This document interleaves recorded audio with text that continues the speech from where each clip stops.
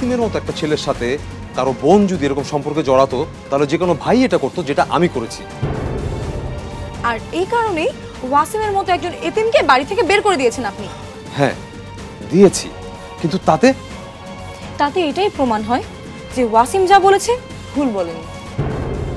যে মানুষ অন্য একটা মানুষের ভালোবাসা বুঝতে পারে না, সম্মান করতে জানে না, এরকম মানুষকে আমি ঘৃণা করি। কিন্তু ওদের কথা শুনে মনে হচ্ছিল কোনো একটা ঝামেলা হয়েছে আপনাকে নিয়ে। লোকটাই না একটা ঝামেলা আছে। ফরহাদ এমন ঝামেলা করার লোক না, আর উনি এমন কাজ করতে পারে সেটা আমার মনে হয় না। এমন কাজটাই করেছে ওই ফরহাদ। এখন কেমন লাগছে ফরহাদ ভাইয়া?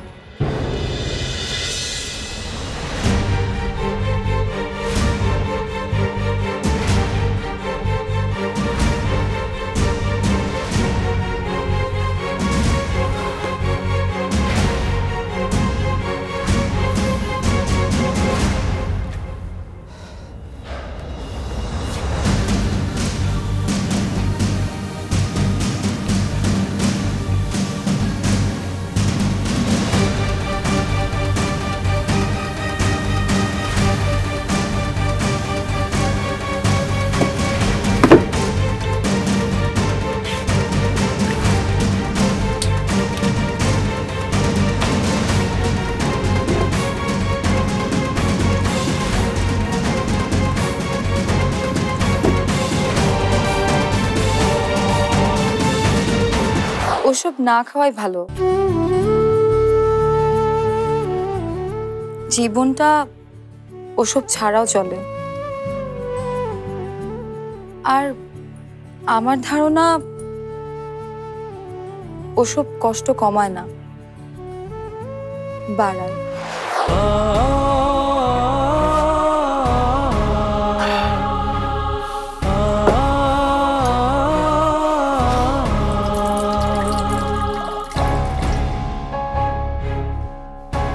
আমিও বেহায়ার মতো কেন গেলাম আমি বিধির সামনে? আমি কি ভুলে গেছি আমার অবস্থা?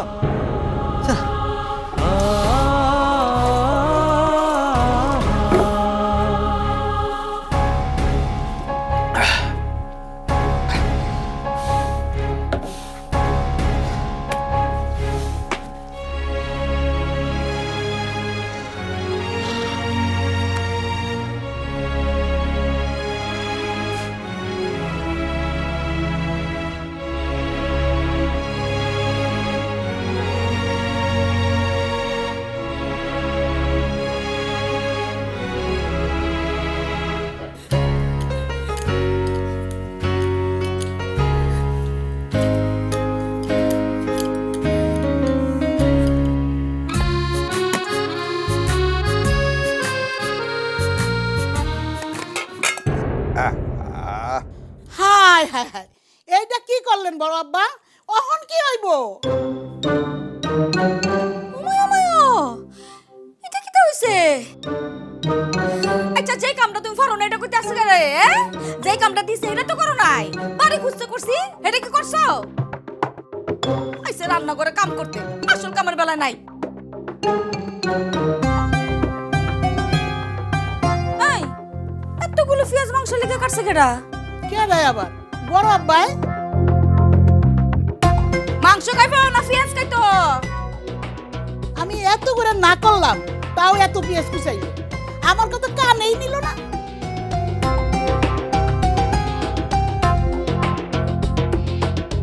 যাও যাও হেন্তিকা, আমি দেখতেছি, যাও। তুমিই তো বললে আমি কিচ্ছু পারি না, আজ আমি করেই দেখাবো। আচ্ছা, কি করতেছ এটা তো আমি দেখতেছি। হ্যাঁ, এতগুলো মাইয়া যে না খায় সেটা কি আছে? হ্যাঁ, তুমি যদি কিছু করো তাহলে সারা দিন না খায় থাকবো। উঠো। এখন থেকে ওদের ধৈর্য ধরা শিখতে হবে, সামনে কঠিন দিন আসছে।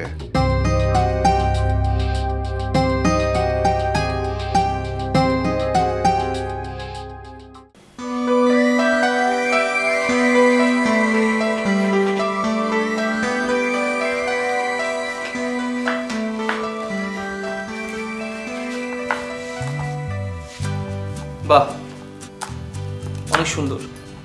কিসের কথা বলছো? বলছি শাড়িতে তোকে অনেক সুন্দর লাগে। কেন পড়িস না তুই মাঝে মাঝে? তুমি যখন বলছো এখন থেকে মাঝে মাঝে পড়বো।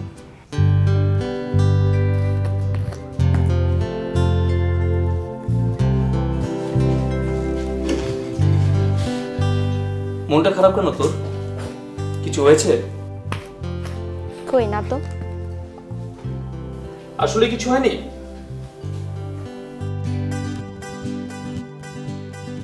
ছোটবেলায় আমাদের একজনের মন খারাপ হলে আরেকজন কি করতাম মনে আছে তো?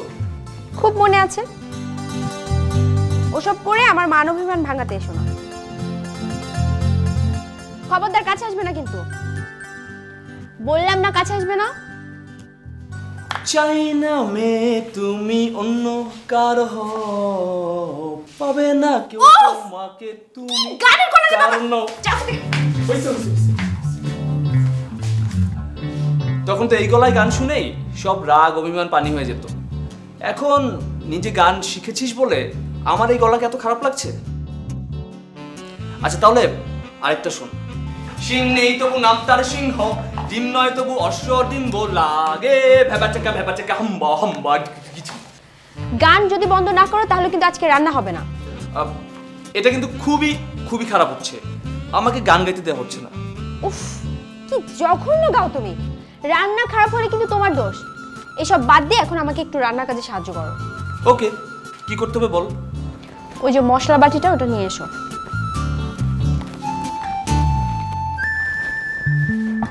এই যে ম্যাডাম। Thank you.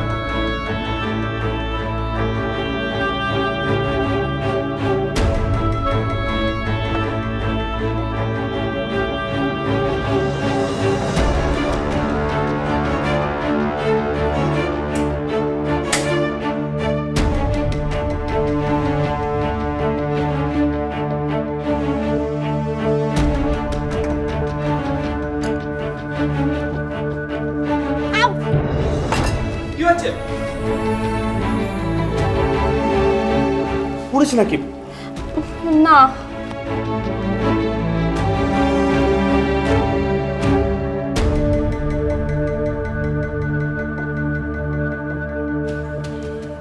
সরি, তোকে আর এখন বিরক্ত না করি।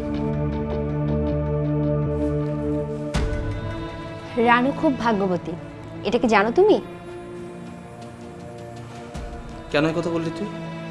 এমনি মনে হলো তাই বললাম।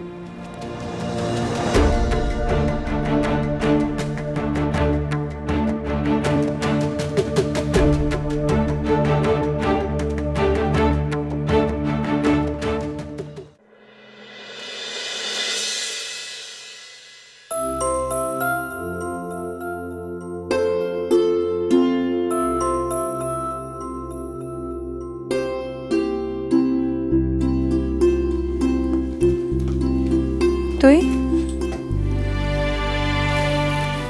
তোকে দেখতে আসলাম। আমাকে দেখার কি আছে? শুনলাম ফরহাদ ভাই নাকি এসেছিল বাড়িতে।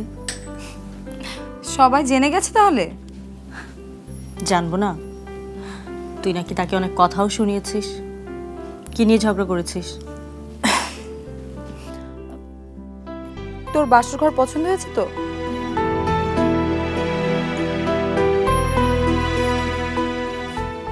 বিশ্বাস কর তুই, কবিরের আসলে কোনো দোষ নেই। মানে তোদের এই বাড়ি ছেড়ে দেবার ব্যাপারে কবির দায়ী না। ও তো আমাকে নিয়ে ঢাকাতেই চলে যেতে চেয়েছিল, মাই ওকে জোর করে রাজি করিয়েছে। শর্ত দিয়েছে আমাকে বিয়ে করতে হলে এ বাড়ির দখল নিতে হবে। ও কার জন্য এসব হচ্ছে তাতে কি কিছু যায় আসে ঝর্ণা? এই বাড়িটা ছেড়ে আমাদের চলে যেতে হবে, আর এটাই সত্যি, মেনে তো নিতেই হবে। জানিস ঝর্ণা, জন্মের পর থেকে এই বাড়িটা দেখছি তো, চারিদিকে যখন অন্ধকার নেমে আসে কোনো কথা শোনা যায় না, এই বাড়িটা না তখন আমার সাথে কথা বলে, একটা গোপন বন্ধুর মতো গল্প করে। যখন ঘুম আসে না, জানালায় হালকা করে বাতাস এসে নাড়া দেয়, তখন যেন মনে হয় এই বাড়িটাই আমাকে ঘুম পাড়িয়ে দিচ্ছে। এই বাড়ি থেকে চলে গেলে আমাকে কে ঘুম পাড়াবে? আমরা চলে গেলে বাড়িটা ভালো করে দেখে রাখিস তোরা। তোদের যেতে হবে না কোথাও, আমি মাকে বোঝাবো। তোরা তোরা এখানেই থাকবি, এই বাড়িতেই। মেজো আপা নিচে আয়। আমাকে যেতে হবে, তুই ঘরে যা, বাসর ছেড়ে উঠতে নেই, চল। আমি যাব না। তাহলে কবির ভাই বেচারাকে একাই বাসর কাটাতে হবে।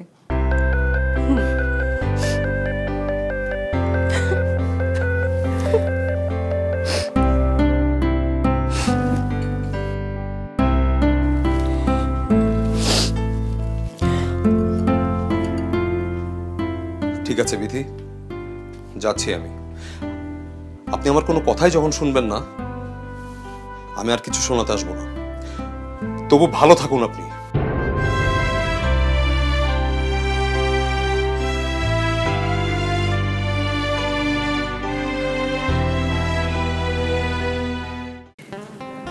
ফরহাদটা আজকে সারাদিন পালিয়েই বেড়ালো, এখনো খেতে আসছে না।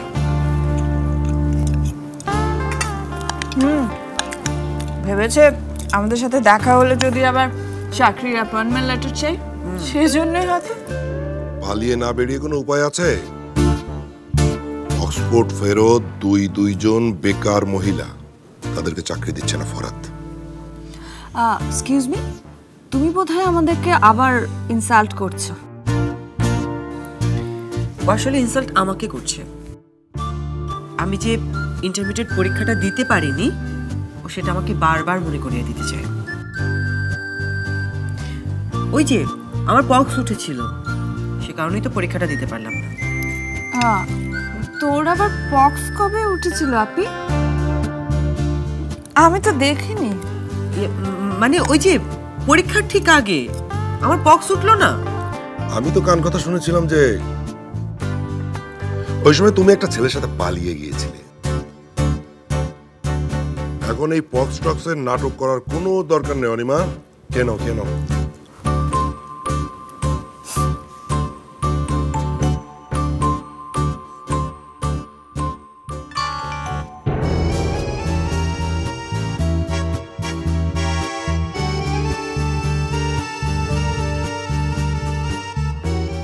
বাহ, ফারিয়া শাড়ি পরেছে, মাশাআল্লাহ, ভীষণ সুন্দর লাগছে দুজনকে।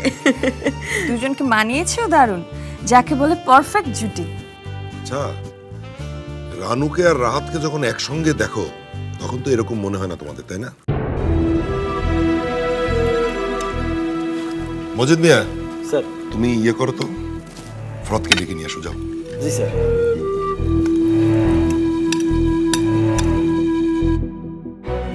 আচ্ছা, ফরহাদ করছেটা কি ঘরে একা একা? বিথির পেছনেই তো পড়ে আছে সারাক্ষণ। ওই মেয়েটা ওকে শেষ করে দেবে বলে। ছাড়ো, আমি ঠিক আছে।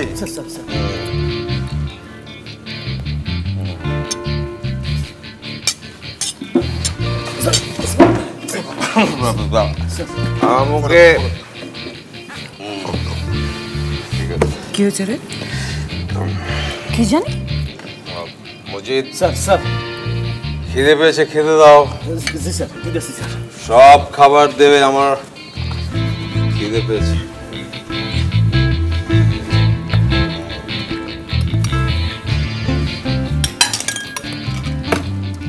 অল্প দিচ্ছ কেন? সব দাও। দিতেছি স্যার। প্রচুর খিদে পেয়েছে আমার। আগে ওগুলো খেয়ে নাও, তারপর আরো দেওয়া হবে। কিভাবে খাবে আপি? অন্য কিছু দিয়েই তো পেট ভরে রেখেছে।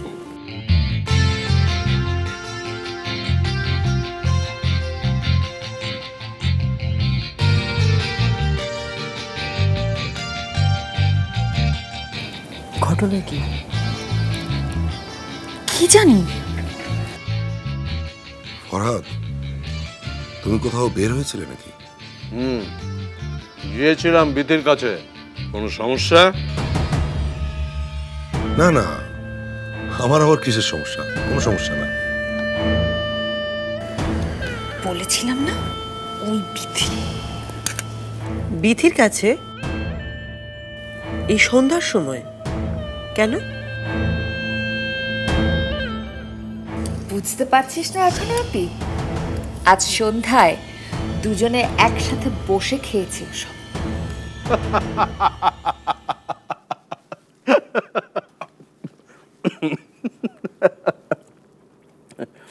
বিধি আর ওসব কি করে খাবে বিধি? বলো না তোমরা কিভাবে খাবে? বিধি তো মদ খাওয়া অনেক অপছন্দ করে।